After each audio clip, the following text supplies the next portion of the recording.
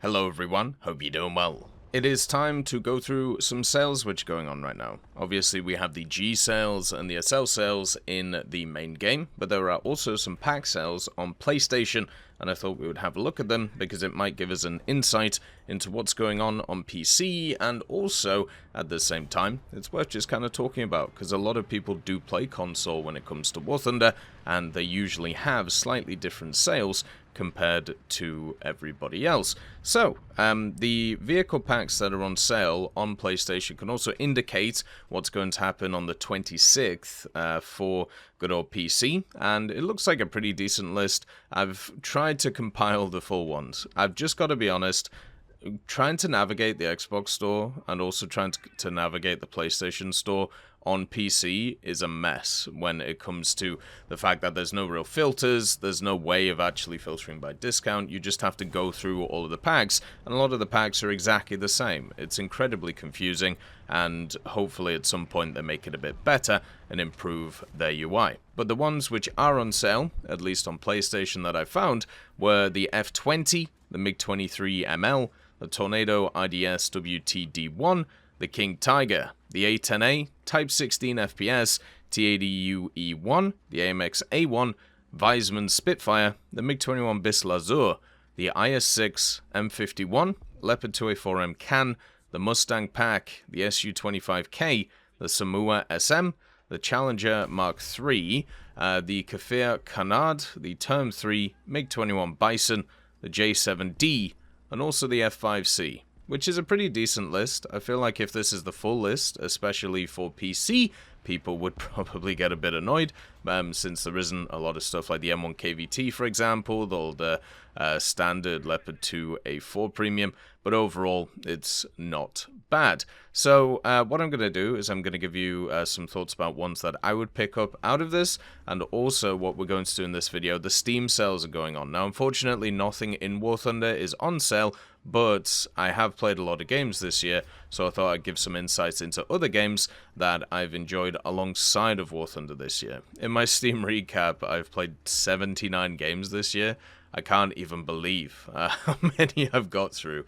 It's definitely been the year of gaming. So, what we're going to do is, first of all, the packs. So the ones that I would highlight and the ones that are worth looking at, Type 16 FPS to start with. This is a fantastic light vehicle, incredibly good when it comes to mobility. It's got a good round, it can scout, it also at the same time has pretty good optics and also thermals alongside of it. The Type 16s are all fantastic. The only real difference between them is the rounds that they get access to, and the FPS, even though it doesn't have the best roundabout, because of them moving up a lot of the premiums from 10.0, 10.3 and 10.7, it now feels a lot better than it used to. So for me, I would go for the Type 16 FPS for Japan. I think generally if the Type 90 isn't available, that's a really good one. Another vehicle that's fantastic is the Samoa. It's one of the higher tier heavy tanks that can exist. And it's around a BR for France, where you just have so many really good vehicles, and the Samoa can be a great spearhead for that force, where it basically just hammers you forward, and you can get a lot done with it, which is great. So I would go for the Samoa. The Term 3 is in the similar position. Right now, the Term 3 is still very powerful. It has a very good stabilizer, very good mobility, and also a very good reload, and the extra gun definitely helps you out as well. The only issue with it, of course, is the lack of APF SDS, but at the same time, you can get around that by just the absolute crazy fire rate of it, and also knowing which round to use when dealing with targets. The other vehicle, the Challenger Mark III, the DS, that is easily the best premium ground vehicle for Britain you can pick up. So if you are interested in Britain as a ground nation, the good old Challenger DS is the one to go for. You have to at the end of the day. And then also the J7D is the same for China. They recently moved it down It has insanely powerful missiles. It has also very good countermeasures and speed. It plays very similarly to stuff like MiG-21 Bis, apart from you don't have all aspect missiles in the same way. You instead have just insanely powerful rear aspect missiles, so you can set up properly and then you can hammer down. It's really good. And also the Bison is on sale, the MiG-21 Bison. It's in quite a nice BR bracket right now. I'm a little bit worried about its limited armament, but generally that one can also do very well. And the MiG-21 Bis Lazur is also on sale, and that one got moved down recently, meaning it's in a much better BR bracket than it was before. Those missiles aren't exactly the best, but all of the other factors about it are great. You just got to make sure not to overspeed. So when the PC packs come out later on, which should also coincide with the PlayStation ones, we're going to do a more in-depth analysis of these things, but those are my picks right now of what are available. Just to kind of give you an extra look at it, because I know a lot of people are going to be asking me my opinions on these things over the next few days.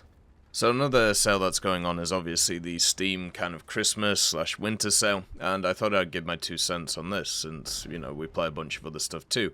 I think I might do kind of like a tier list of games that I played over this year, and we might do it for like other years too, just to kind of get an idea of where I rank these things. One of the things to also mention is if you do want to see gameplay of any of these games, I do actually have a second channel where I basically post all of the other stuff that we play on stream and also in other areas. So I'll leave a link in the pinned comment if you want to check it out. But yeah, basically it's just where you can see all the other stuff that we do around the place.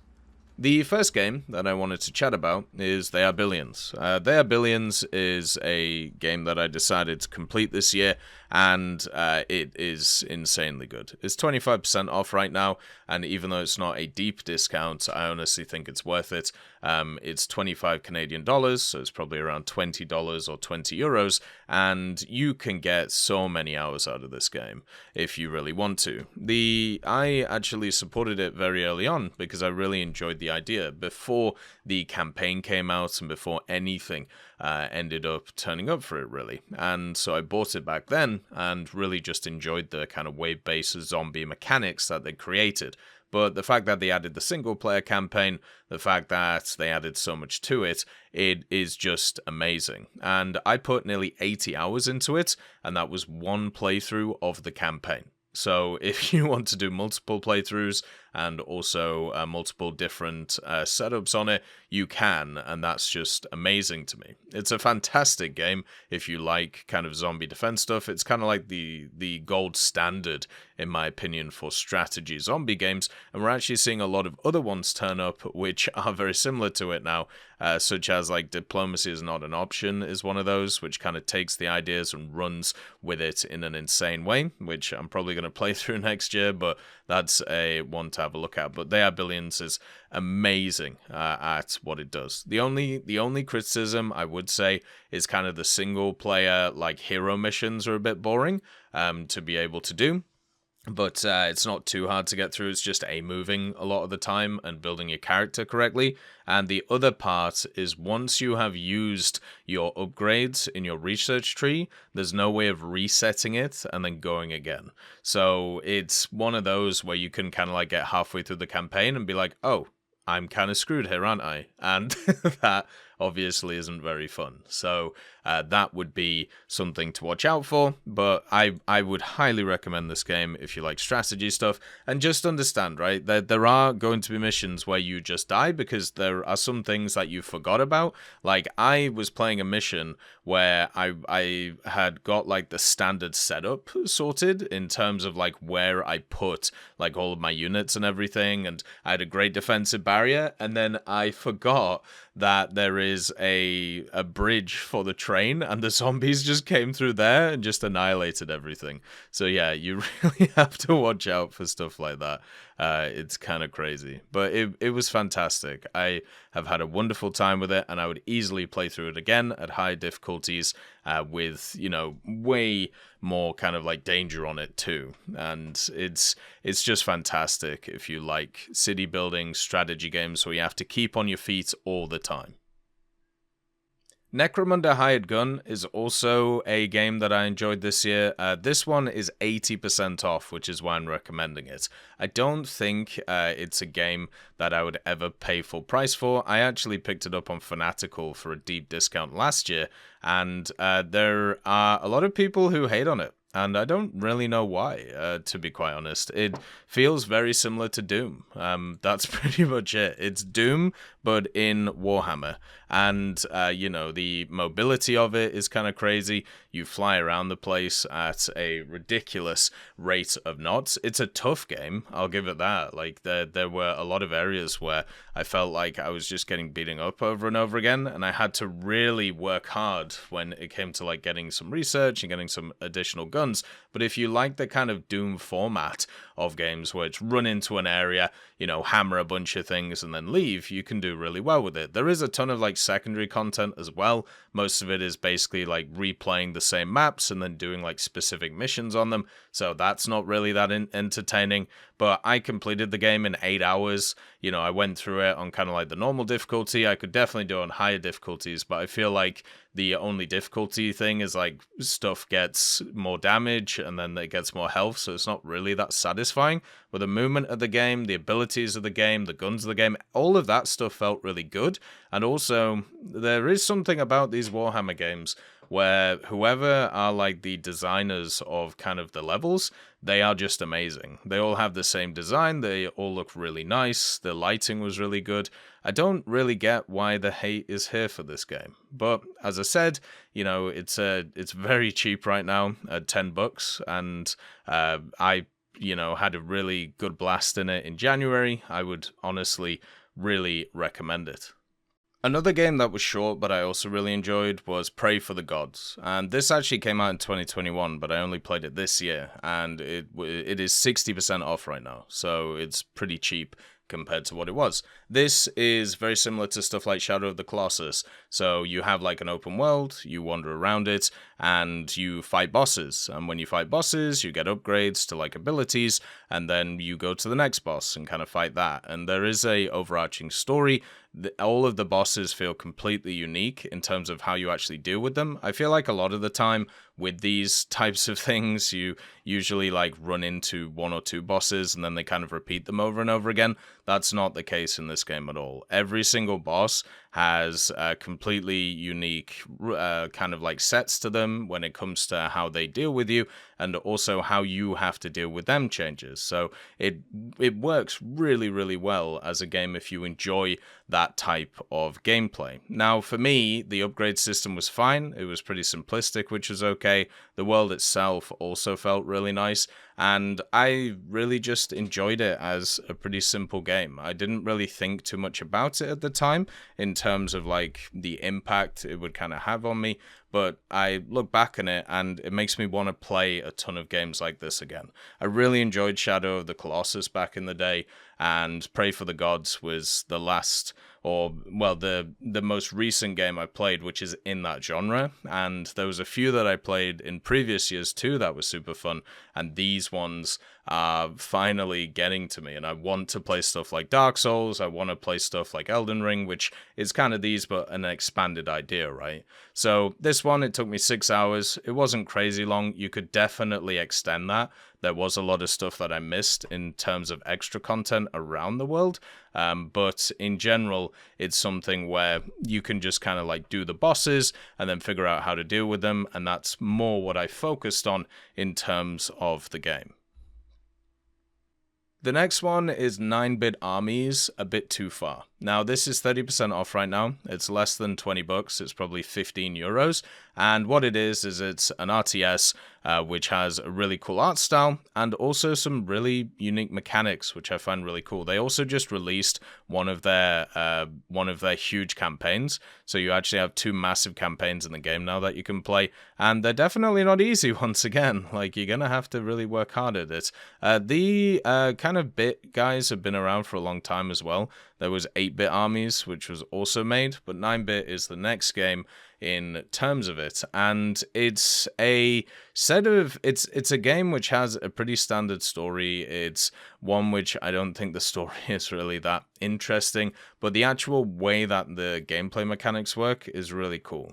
Very similar to some of the older games in terms of RTSs, but one of the key things that I think is really cool that I've never seen in another game is, you know how like factories work in games where, let's say you have like 5 factories, so therefore you can produce 5 units at the same time, and that's how you kind of increase all of your stuff, right? Like you're able to like multiply and build a bunch of stuff at the same time. Well, the way that Bit Armies does it is if you have built 5 factories, you pick one as your like primary factory, and that one produces all of those units. So what you can do is some crazy plays where you can build like a ton of stuff at the back of the map, and then you can send out like a forward scout or a kind of command post, and then you can plonk it down somewhere, put a barracks down or put like a vehicle depot down, and you have a ridiculous amount of units you can build like straight away.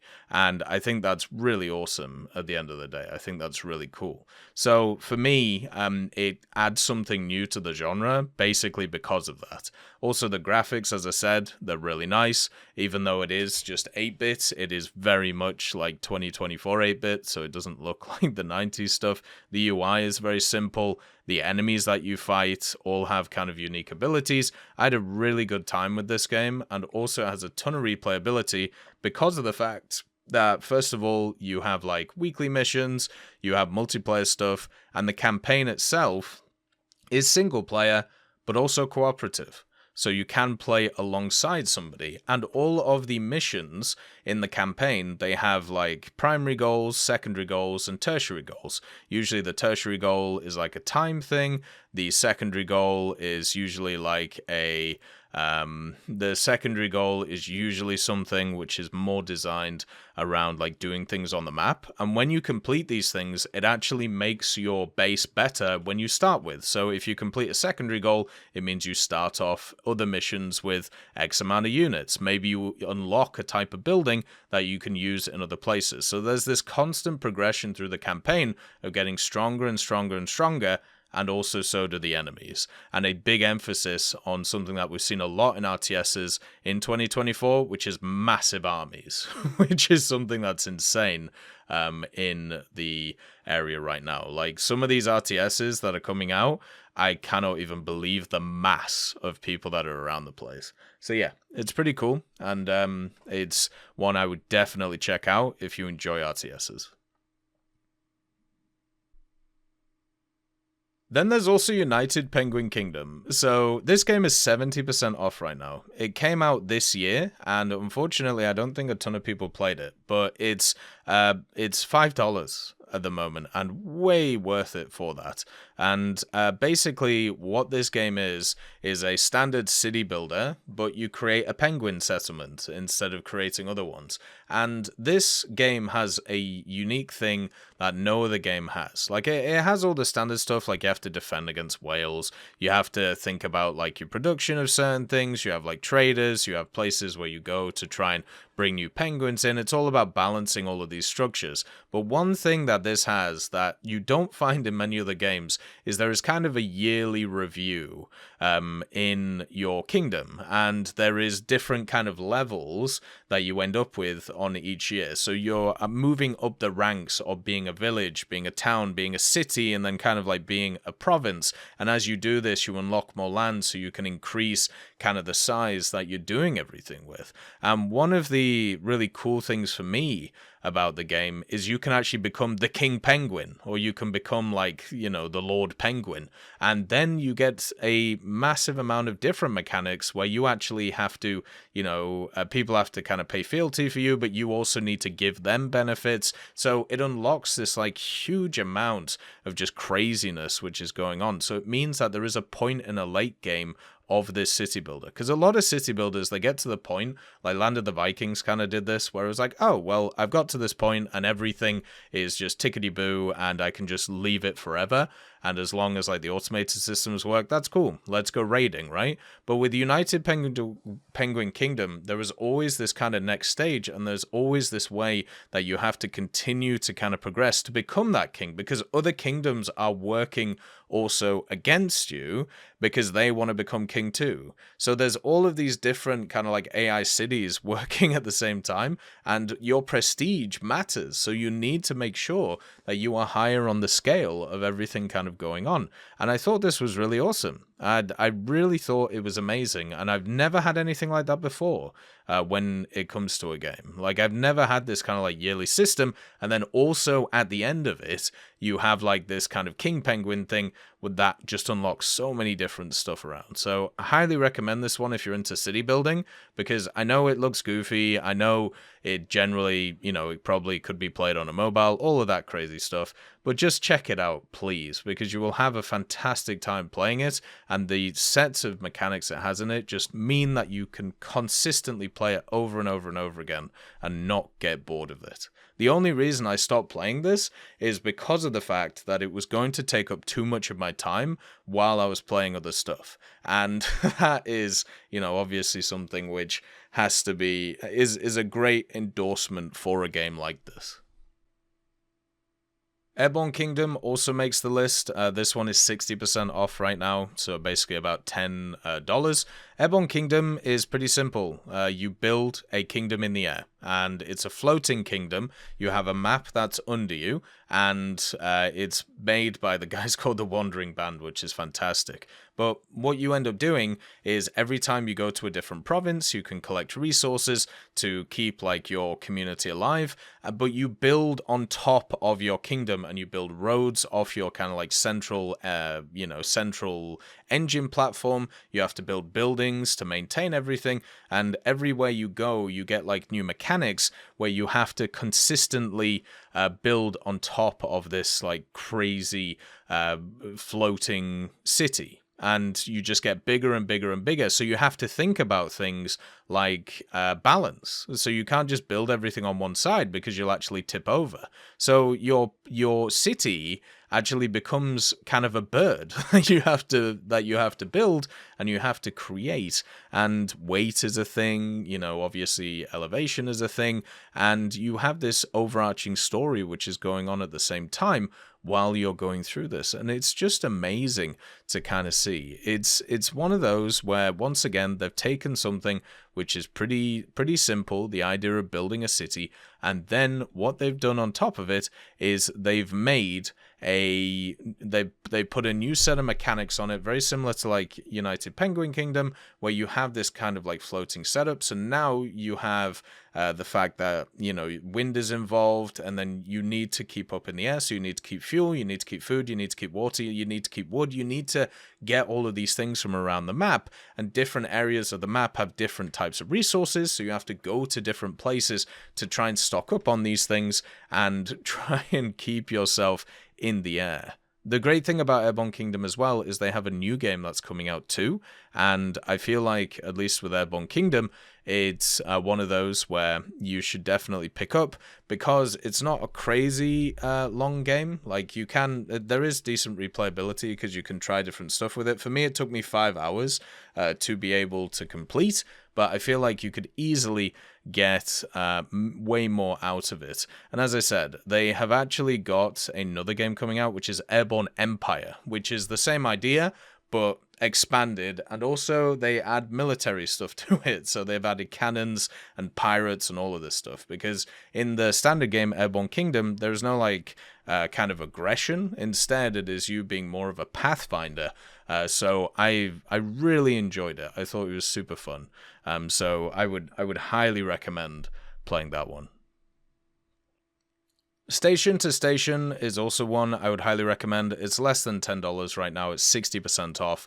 And what it is a pretty simple idea. You are connecting railroads to different places to try and make the most kind of money, most amount of points at the same time. So you're trying to couple stuff together, you're trying to combo stuff together, so therefore everything comes in and you can complete the achievements of it. The art style of it is fantastic. It has a photo mode if you're really into like taking screenshots and also taking like cinematic theatric stuff, and also you can now import your own models into the game, which is really cool. But the simple fact is, it is a game which is a logic game. It's a creative thinking game where you have different points on a map and you have to connect them in the most efficient way, in the best way possible to get the most points. It's great. And for me, like that, that is fantastic. The other thing that I really like about it is they've added a ton of free content over time.